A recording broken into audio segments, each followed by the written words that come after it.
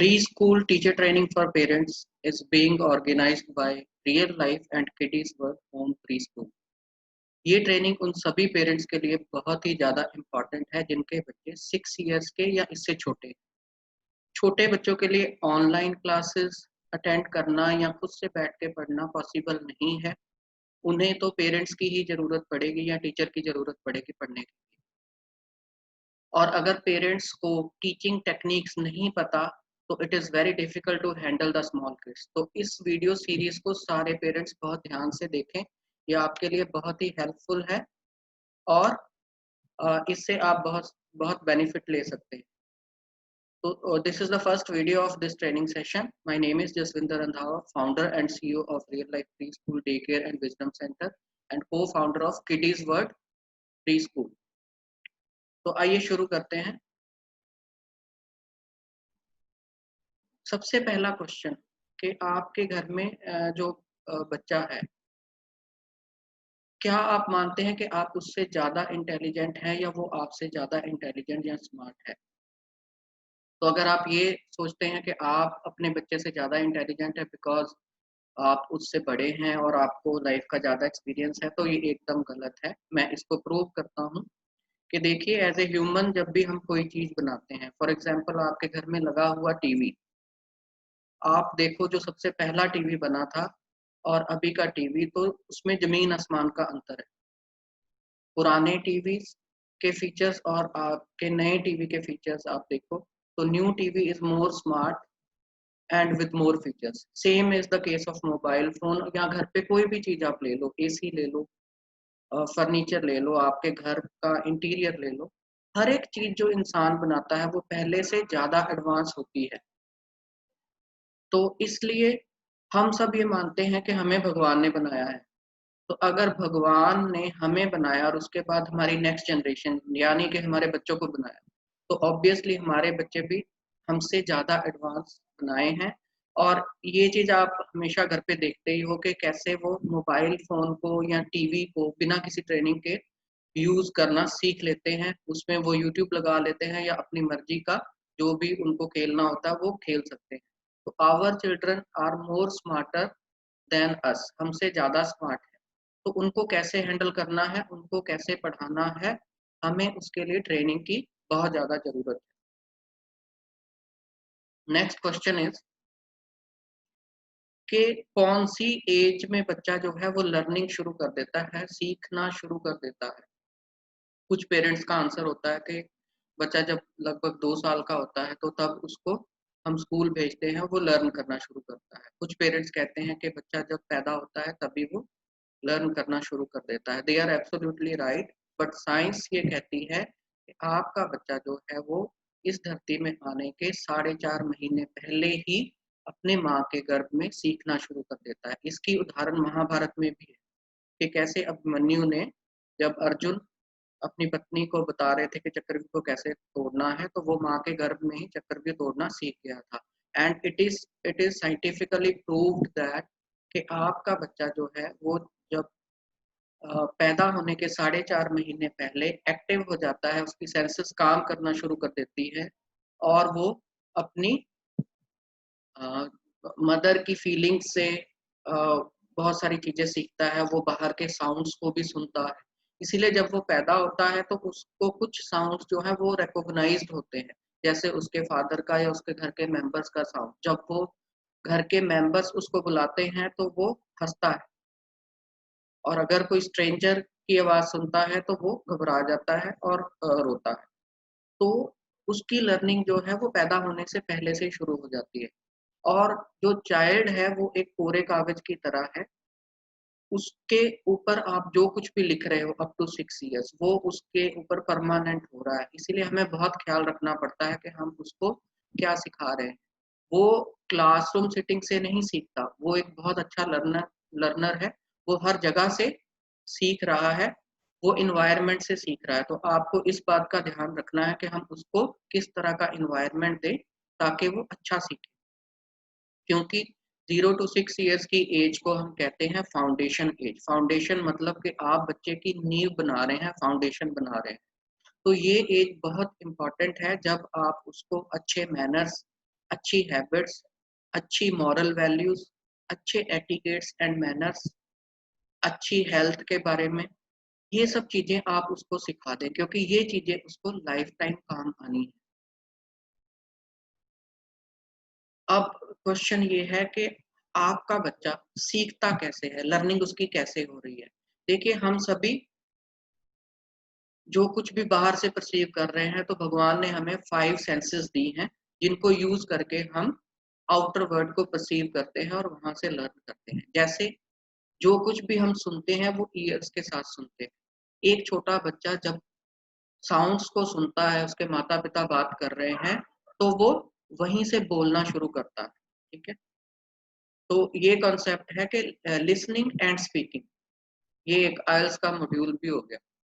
जब आप सुनते हैं तो आप लैंग्वेज बोलना सीखते हैं।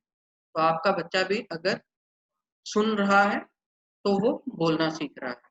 बहुत सारे बच्चे जो जन्म से ही अ, सुन नहीं पाते, वो बोल भी नहीं पाते, चाहे कि उनकी टंग या उसमें कोई प्रॉब्लम नहीं होती, लेकिन वो बोल नहीं सकते क्योंकि उनको साउंड सुनते नहीं।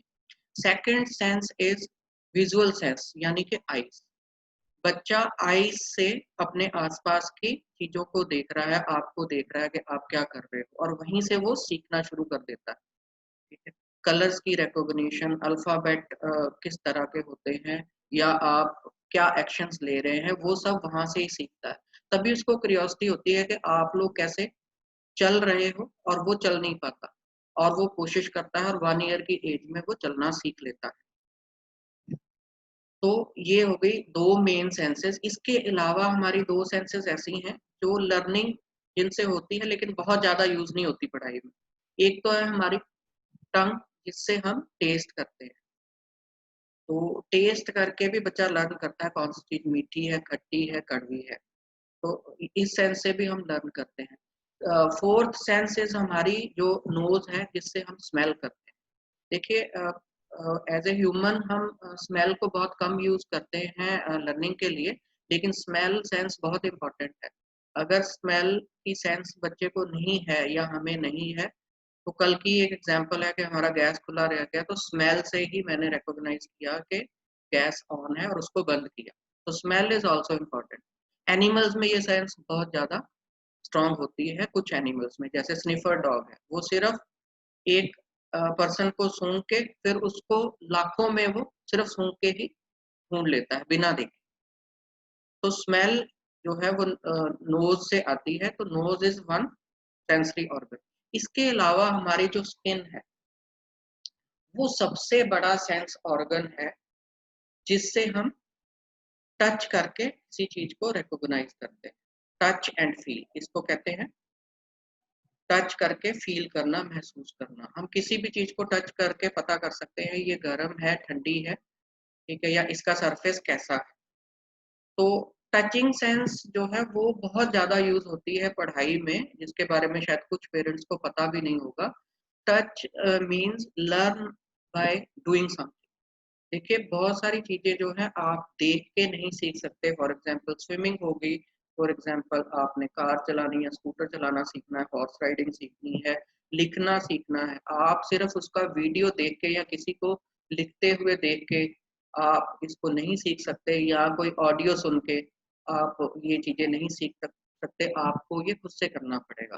तो that is called a kinesthetic sense. Kinesthetic sense जो है ये लर्निंग में बहुत ज़्यादा इम्पोर्टेंट होती है। इसीलिए हम चाहते हैं कि बच्चा जो है वो एक्टिविटीज़ करके सीखे। He should learn from doing the activities, ताकि उसकी काइनेस्थेटिक सेंस जो है वो अप्लाई हो। क्या इन 5 सेंसेस के अलावा भी कोई सेंस है जिससे हम लर्न करते हैं? जी हाँ। एक इन सब सेंसेस से ऊपर भी एक सेंस होती है, जिसको सिक्स सेंस कहते हैं, या कुछ लोग ये मानते हैं कि इंट्यूशन। आजकल साइंस ने इतनी तरक्की कर ली है कि जो छोटा बच्चा है, जिसकी सेंसेस जो है वो ज़्यादा से ज़्यादा लर्निंग परसीव करने के लिए रेडी होती है, वो किसी चीज़ को क्रिटिसाइज़ नहीं करता, वो सब कुछ लर्न करता है, चाहे गलत या सही। जब-जब हम बड़े होते जाते हैं, तो हमारी जो लॉजिक है, वो एक्टिव हो जाता है, और हम जो हमारा कॉन्शियस माइंड है, वो कहता है कि ये ठीक है, ये गलत है, तो हम सारा कुछ लर्न नहीं करते। Whereas child learns everything. तो छोटे बच्चों को एक ट्रेनिंग करवाई जाती है जिसको कहते हैं मिड ब्रेन एक्टिवेशन। साइंस कहती है कि हर पर्सन के ब्रेन के दो पार्ट हैं, लेफ्ट ब्रेन और right brain. Left brain is basically used for logic, for languages, for speech, for reading, for writing, for IQ. Whereas right brain जो है वो इमोशनल चीजों के लिए बना हुआ है। राइट ब्रेन से हम इमेजिनेशन करते हैं। आर्ट एंड म्यूजिक जो है वो राइट ब्रेन का पार्ट है। फिर आपकी इमेजिनेशन हो गई, आपकी स्पिरिचुअलिटी हो गई, आपकी क्रिएटिविटी हो गई, आपकी इंट्यूशंस हो गई, वो सारे राइट ब्रेन का पार्ट है। right brain is very powerful, but lot of people they only use 5 to 10% of their right brain। तब भी हम लोग अपनी जो पूरा पोटेंशियल है हमारे माइंड का, our mind is very powerful, उसको यूज नहीं कर पाते। यहाँ पे एक ट्रेनिंग करवाई जाती है जिसमें लेफ्ट और राइट ब्रेन को आपस में कोऑर्डिनेट करके मिड ब्रेन को एक्टिवेट किया जाता है। और जब किसी बच्चे का मिड ब्रेन एक्टिव हो जाए तो उसकी 5 सेंसेस बहुत ज़्यादा स्ट्रांगली काम करती हैं। यहाँ तक कि मैं आपको एक वीडियो अगर आप बोलोगे तो भेजूंगा जिसमें बच्चे आंखों पे पट्टी बांध के भी किसी बुक को पढ़ सकते हैं। किसी पर्सन को वो आंखों पे पट्टी बांध के रिकॉग्नाइज कर सकते हैं कि ये पर्सन कौन है बिना टच किए। तो ये सेंसेस उसकी इम्प्रूव करने के लिए मिड ब्रेन एक्टिवेशन की एक ट्रेनिंग करवाई जाती है बच्चों को। So we can say that के 5 सेंसेस से ऊपर भी हमारा माइंड जो है एक बड़ी पावरफुल चीज है। अगर ये सेंसेस नहीं काम कर रही तो इनके ऊपर एक उससे भी बड़ी सेंस काम कर रही है। नेक्स्ट क्वेश्चन इज कि डू यू बिलीव कि हम जो देखते हैं वो आंखों से देखते हैं? मैं कहूँगा आंखें सिर्फ एज एन इंस्ट्रूमेंट काम करती हैं। कई बार आपके साथ ऐसा हुआ होगा कि आप किसी चीज को ढूंढ रहे हैं और वो आपके सामने पड़ी है और आपको नहीं दिखती, या आप अपने बच्चे को बोलते हैं कि बेटा किचन में से वो वाली चीज उठा के ला, और वो किचन में जाके कहता है कि मुझे वो चीज नहीं मिल रही, कहाँ है वो? आप उसको कहते हो कि बेटा ध्यान से देखो वहीं पे पड़ी हुई। तो इसका मतलब है कि आपका बच्चा या आप आंखों से नहीं बल्कि ध्यान से देखते हो। तो ध्यान के बारे में हम बात करेंगे कि ध्यान क्या होता है, हम सुनते कैसे हैं? आप कहोगे कानों से, क्योंकि मैंने अभी कहा है कि हम कानों से सुनते हैं। जी नहीं, क्लासरूम में कई बार आपका टीचर आपको कुछ बता रहा होता है लेकिन आप उसको सुन नहीं रहे होते, आपके कान तो खुले होते हैं। इसी तरह घर पे बात करते हुए भी दो लोग बात कर रहे हैं, लेकिन जब पहले वाला उसको पूछता है कि मैंने आपको क्या कहा, तो दूसरा उसको जवाब नहीं दे पाता क्योंकि उसका ध्यान सुनने की तरफ नहीं होता। तो कहने का मतलब है कि हमारी सेंसेस तभी काम करती हैं जब हमारा ध्यान, यानी कि ध्यान एक ऐसी एनर्जी है जो अगर नहीं है तो आपकी सेंसेस बेकार है। इसीलिए आपका बच्चा, अगर आप उसको पढ़ने को बोलो या आप उसको कोई चीज समझाओ, तो अगर उसका ध्यान उसमें नहीं है तो वो अपने जो सेंसेस है उसको यूज नहीं कर रहा और उसको लर्निंग नहीं हो रही। और हम चिल्लाते रहते हैं तेरा ध्यान कहाँ है, तो ध्यान से क्यों नहीं सुनता? हमें पता ही नहीं है ध्यान क्या है और इस ध्यान को कैसे लगाना है। आइए नेक्स्ट स्लाइड में मैं आपको बताता हूँ कि ध्यान कैसे लगाना है। हम कोई भी काम करते हैं तो उसके दो रीजन होते हैं।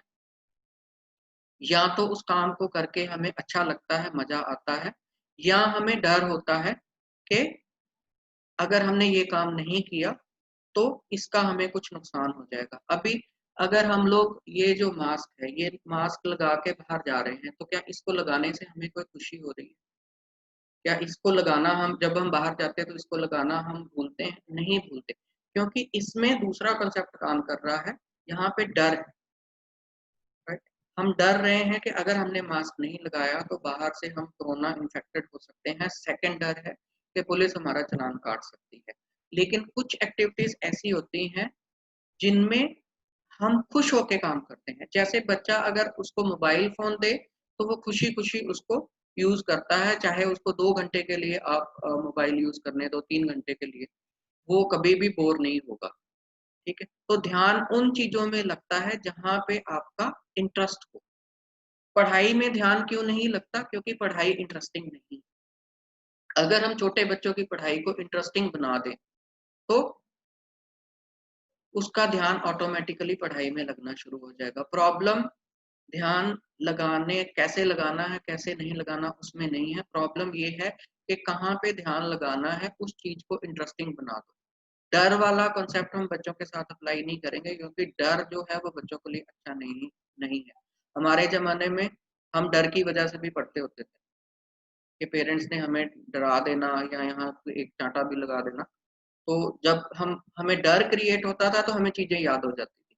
लेकिन यहाँ पे हम ऐसा एनवायरनमेंट बनाना चाहते हैं जहाँ बच्चा जो है वो लर्निंग को एन्जॉय करे और उसका ध्यान फिर ऑटोमेटिकली लग जाए। ठीक है?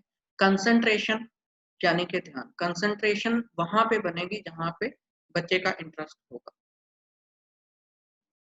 तो रियल लाइफ स्कूल का, किडीज वर्ल्ड होम स्कूल का सबसे पहला कॉन्सेप्ट है कि we connect learning with real life. हम चाहते हैं कि बच्चा जो है वो रियल लाइफ के इन्वायरमेंट से ही सीखे। फॉर एग्जांपल, उसको अगर ए एप्पल सिखाना है तो सिर्फ आप बुक के ऊपर ए एप्पल दिखा के मत सिखाइए, उसको रियल वर्ल्ड में एप्पल क्या होता है वो ला के दें।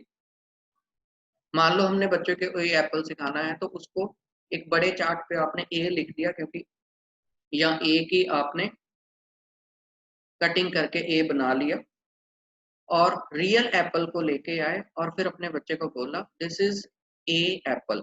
ओके, आपका साउंड भी यूज हो रहा है, आपने उसको रियल एप्पल भी दे दिया। अब आप उसको ये भी बता सकते हैं कि ये एप्पल जो है ये रेड कलर का है, right? Then you can cut that apple in two pieces. बाहर से वो रेड है, अंदर वो वाइट होगा। फिर उसको वो पीस खाने के लिए भी आप दो, उसको स्मेल करने को बोलो। हो क्या रहा है कि हम अपने बच्चे की सारी सेंसेस जो हैं उनको एंगेज कर रहे हैं, तो कंसंट्रेशन अपने आप बन जाएगी। अब वो कभी भी ए एप्पल को नहीं भूल पाएगा। तो this is one way which we can use to teach our child, जो कि छोटा। कहने का मतलब ये है कि अगर आप चाहते हो कि आपका किसी चीज में ध्यान लग जाए तो वहाँ अपनी सारी सेंसेस को इन्वॉल्व करने की कोशिश करें जितनी हो सकती है। सब जगह पे सारी सेंसेस अप्लाई नहीं हो सकती। जैसे यहाँ पे एप्पल में विजुअल सेंस आपने एक्टिवेट कर दी, उसको रियल एप्पल दिखा दिया, उसको एप्पल हाथ में दे दिया तो वो एप्पल को टच कर रहा है, उसको एप्पल टेस्ट करवा दिया तो वो उसकी टेस्ट वाली सेंस यूज हो रही है, उसको एप्पल जो है वो स्मेल करवा दिया और साथ में उसको ये भी बोलते भी रहे ए एप्पल। तो आपकी पांचों की पांचों सेंसेस आपका बच्चा जो है वो अप्लाई कर रहा है। तो इस तरह की करी हुई लर्निंग को वो कभी भी नहीं भूल सकता। आइए आपको कुछ एग्जांपल्स दे देता हूँ connecting learning with real life. बहुत सारे पेरेंट्स ये कहते हैं कि हमारा बच्चा जो है वो वेजिटेबल्स और फ्रूट्स के नाम नहीं बता पाता, उसको बहुत कम नाम पता है। तो यहाँ हम कंपटीशन नहीं कर रहे। I always recommend that don't compare your child with the other child. अपने बच्चे को दूसरे बच्चे के साथ कंपेयर ना करें कि वो दूसरे का बच्चा जो है वो 20 वेजिटेबल्स के नाम बता रहा है और मेरा बच्चा जो है वो 5 वेजिटेबल्स के नाम ही बता रहा है। आप ऐसा कर सकते हैं अपने बच्चे को सिखाने के लिए, फ्रिज खोलिए और फ्रिज में पड़ी हुई जितनी वेजिटेबल्स हैं वो उसको दिखाएं, उनके नाम उसको बताते रहें और ये डेली करें। आपका बच्चा जो फ्रिज में रखी हुई वेजिटेबल्स और फ्रूट्स आप यूज करते हैं उनके नाम याद कर लेगा, उनके कलर्स भी याद कर लेगा, आप उसको कलर्स भी बताते जाइए और even take his help in a kitchen work. ज्यादा नहीं, थोड़ा थोड़ा उससे जब आप किचन में हैं तो आवाज देके उसको बोलो कि मुझे जो है ये वाली वेजिटेबल दे दो, मुझे ये वाला फ्रूट पकड़ा दो, मुझे बेटा फ्रिज में से मैंगो लेके आना, फ्रिज में से कॉलीफ्लावर लेके आना। तो उसको वो उस काम को कर भी रहा है, जिससे ये कंफर्म हो रहा है कि उसकी लर्निंग जो है वो रियल लाइफ में अप्लाई हो रही है। अगर आप उसको और वेजिटेबल फ्रूट सिखाना चाहते हैं तो कभी वेजिटेबल वेंडर आजकल आ रहे हैं घरों में, तो उसको वहां पे भी आप चीजें दिखा सकते हैं कि ये वाली वेजिटेबल का क्या नाम है, ये वाले फ्रूट का क्या नाम है, ये कोकोनट है, ये मैंगो है, ये ग्रेप्स है, right? So this is one way to teach your child vegetables and fruits और उसकी वोकेबुलरी इंक्रीज हो रही है। फिर उसको आप घर में चीजों के कलर्स ढूंढने के लिए गेम बना सकते हो कि आज आपने रेड कलर की सारी चीजें ढूंढनी है और बताना है कि कितनी है, काउंटिंग भी सिखा रहे हो, right? Then you can take your child to the terrace, छत पे ले जाओ उसको, उसको दिन के टाइम पे उसको सन दिखाओ, उसको स्काई दिखाओ, सन का कलर बताओ, सन की इम्पोर्टेंस बताओ, सन से हीट आ रही है, गर्मी आ रही है, स्काई का कलर कौन सा है, फिर सराउंडिंग में जो पेड़ पौधे हैं उनके बारे में बताओ, उनके कलर्स बताओ, right. And take the same child to the terrace at night, रात को लेके जाओ और उसको डे और नाइट का कॉन्सेप्ट बताओ कि डे में कैसे दिन में हम देख सकते हैं लाइट होती है, रात में अंधेरा होता है, रात में मून होता है, मून का कलर क्या है, स्टार्स होते हैं, count how many moons are there, count how many stars are there. ये हो रही है रियल लाइफ लर्निंग। आपके घर में स्टेयर्स कितनी है, अगर आप फर्स्ट फ्लोर पे रह रहे हो, ठीक है, या आप कभी पड़ोसी के घर में जाते हो, वहां पे स्टेयर्स हैं, तो आप स्टेयर्स को चढ़ते टाइम स्टेयर्स को काउंट करो। ये एक कंसेप्ट है। आप बच्चे को सिखा नहीं रहे, उसको बिठा के नहीं कुछ बता रहे, लेकिन साथ में घूमते घूमते काम करते करते भी उसको जो है वो लर्निंग हो रही है। तो ये लर्निंग कराने का एक बहुत ही बढ़िया तरीका है। इस तरह से वो उसको इंटरेस्ट भी क्रिएट हो रहा है और वो लर्न भी कर रहा है। आपकी लर्निंग में एक्टिविटी होनी चाहिए, आपकी लर्निंग जो है वो बोरिंग नहीं होनी चाहिए, and it should be from the real life. Real life में से आप चीजों को निकाल के उसको सिखाओ। अगर आपने मान लो पोएम सुनानी है तो टेडी बियर, ये टेडी बियर नहीं है, ये तो डॉग है। टेडी बियर टर्न अराउंड, सिर्फ आप उसको ऑडियो बता रहे हैं, लेकिन साथ में अगर आपके पास टेडी बियर है तो उसको पकड़ के अगर आप सिखाते हो teddy bear turn around touch the ground, तो वो उसके लिए ज्यादा अच्छा है। बल्कि उसको खुद को भी इन्वॉल्व करें इस तरह की राइम्स में, स्टोरीज। एक बात आप मान ले, मैंने पहले भी कही है कि आपका बच्चा जो है वो अपने आप में जीनियस है, और कभी भी आपने उसको दूसरों के साथ कंपेयर नहीं करना। अगर आप अपने बच्चे को दूसरे के साथ कंपेयर करते हैं, इसका मतलब है कि आप उसको नीचा दिखाने की कोशिश कर रहे हैं। कुछ पेरेंट्स ये कहते हैं कि बच्चा 2 साल का हो गया, उसने बोलना शुरू नहीं किया, तो क्या हो गया? जो बच्चे ने 2 साल में बोलना शुरू कर दिया, उसने कौन सा स्पीचेस देनी शुरू कर दी। आप डॉक्टर के पास जाएं, अगर डॉक्टर कह रहा है कि इसका ये ठीक है और थोड़ी लेट बोलना सीखेगा, तो इसमें कोई बड़ी प्रॉब्लम नहीं है। कुछ बच्चे 1 ईयर में चलना नहीं सीख पाते, तो पेरेंट्स वरी हो जाते हैं कि बच्चे ने चलना नहीं सीखा। हाँ, नो डाउट वरी होना जरूरी है। डॉक्टर के पास जाएं, अगर डॉक्टर कह रहा है ठीक है, तो हो सकता है कि बच्चा 1 और 2 मंथ्स लेट चलना सीखे, क्योंकि हर बच्चे की जो सारी सेंसेस है वो एक जितनी स्ट्रांग नहीं होती। कुछ बच्चे होते हैं जो जिनके विजुअल्स बहुत स्ट्रांग होते हैं, मतलब उनकी देखने की शक्ति ज्यादा होती है। कुछ बच्चे होते हैं जिनकी सुनने की शक्ति ज्यादा होती है, वो सुन के चीजों को समझ जाते हैं। और कुछ बच्चे ऐसे भी होते हैं जो देख और सुन के चीजों को नहीं समझते, वो होते हैं काइनेस्थेटिक लर्नर। जैसे कि तारे जमीन पे में वो एक बच्चे की स्टोरी बताई है कि वो चीजों को सुन के भी नहीं समझ पाता, देख के भी उसको समझ नहीं आता, लेकिन वो बहुत क्रिएटिव होता है। जब वो खुद से करता है तो वो बहुत ही अच्छा परफॉर्म करता है। तो there are kinesthetic learners also. आप अपने बच्चे की कैटेगरी को पहचान सकते हैं कि वो विजुअल है, ऑडिटरी है या काइनेस्थेटिक। वैसे ज्यादा बच्चे जो हैं वो विजुअल्स को देख के समझते हैं, चीजों को देखने के बाद उनको समझ आ जाती है। लेकिन अगर आप सारी सेंसेस को अप्लाई करें, विजुअल्स, ऑडिटरी और काइनेस्थेटिक को, तो इससे एक तो आपके बच्चे की सारी सेंसेस डेवलप हो रही हैं, सेकेंडली उसको लर्निंग ज्यादा हो रही है। वो देख के कर रहा है, वो सुन भी रहा है और वो खुद से भी कर रहा है। किस तरह से आप अपने बच्चे की लर्निंग को इंटरेस्टिंग बना सकते हैं, कैसे उसकी जो विजुअल सेंस है वो किन चीजों को करने से वो ज्यादा इंटरेस्टिंग बनती है, किन चीजों को देखने में हम ज्यादा इंटरेस्ट शो करते हैं, आइए नेक्स्ट स्लाइड में आपको बताता हूँ। Every person like to see colourful things, visuals की बात कर रहा हूँ। आप कलरफुल चीजों को देखना ज्यादा पसंद करते हैं rather than black and white. क्योंकि अगर एक थिएटर में मूवी लगी है black and white, same movie दूसरे थिएटर में कलर लगी है, तो आप कलरफुल मूवी देखना पसंद करोगे। स्मॉल और big, always we want to see the big things, हमें बिग चीज़ों की तरफ ध्यान जल्दी जाता है।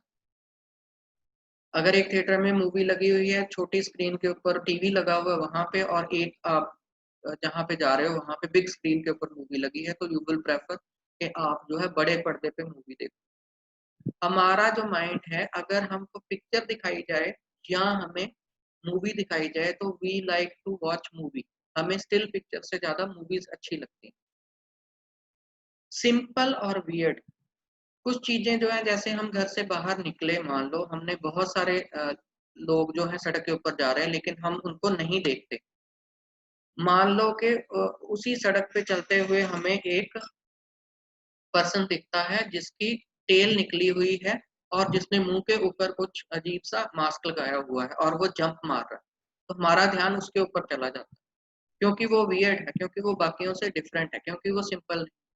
इसी तरह जब हम सड़क पे जा रहे हैं तो बहुत सारी गाड़ियाँ हमारे आस-पास से निकल रही हैं, लेकिन हमारे ध्यान में वो नहीं होती।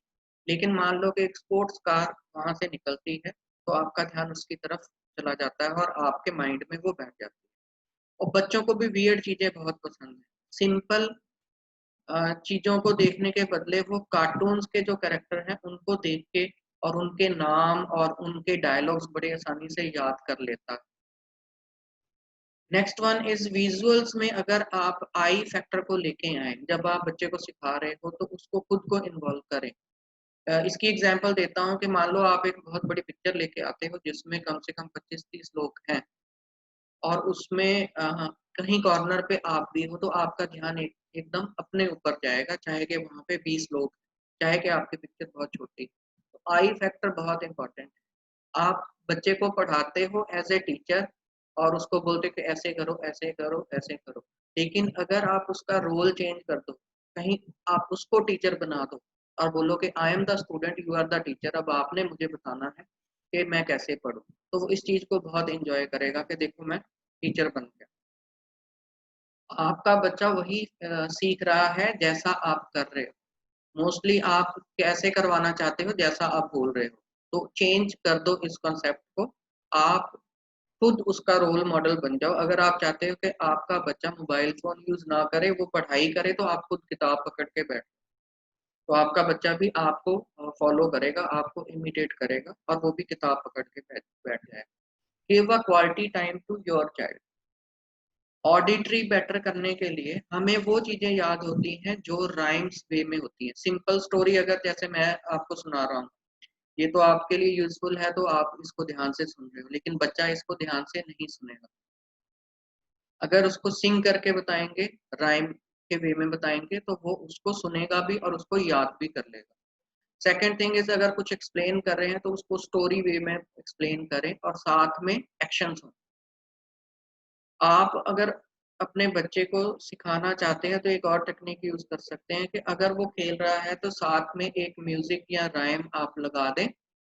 आप उसको सिखा नहीं रहे, लेकिन वहाँ पे एसोसिएशन हो रही है, सिंक्रोनाइज़ेशन हो रही है। आपका बच्चा गेम खेल रहा है लेकिन उसके कानों में राइम जो है वो म्यूज़िकल राइम पड़ रही है और वो ऑटोमैटिकली उस राइम को याद कर लेगा। आप देखोगे कि कुछ दिनों के बाद वो वाली राइम को ऑटोमैटिकली बोल रहा है, जबकि आपने उसको फ़ोर्सफुली याद भी नहीं कराई। ये टेक्नीक भी आप अप्लाई कर सकते हो। सो बेसिकली हमें ये देखना है कि आपका बच्चा जो है वो आप उसको पढ़ाई करा रहे हो तो वो इंटरेस्टिंग है कि नहीं है। How to make that study interesting. Learning by doing means using the kinesthetic way. अपने बच्चे को खेलने के लिए आप इनकरेज करो, डांस के लिए उसको इनकरेज करो, आर्ट एंड क्राफ्ट में उसको इन्वॉल्व करो, घर के कामों में उसको इन्वॉल्व करें ताकि वो वहाँ से सीखे। खेलने से एक तो उसको अच्छा लगता है, खेल के साथ आप स्टडी को, लर्निंग को एसोसिएट कर सकते हैं। तो ये कुछ टेक्निक्स हैं जिनको आप अप्लाई करके अपने बच्चे को सिखा सकते हो। उसको एक जगह बिठा के सिखाने वाला कांसेप्ट काम नहीं करेगा, क्योंकि वो उसके लिए बोरिंग है। This is all about today's session. You can ask any question related to your child on our WhatsApp number 8427829974। Thank you very much. इस वीडियो को अगर आपको अच्छा लगा तो लाइक ज़रूर करें, अपने कमेंट्स दें और अपने फैमिली और फ्रेंड्स के साथ शेयर ज़रूर करें। हमारे channel real life kids play school को सब्सक्राइब कर लें, क्योंकि आपके लाइक और कमेंट्स के बेस पे ही हम इस वीडियो सीरीज का नया वीडियो आपके लिए रिलीज करेंगे। धन्यवाद। जय हिंद।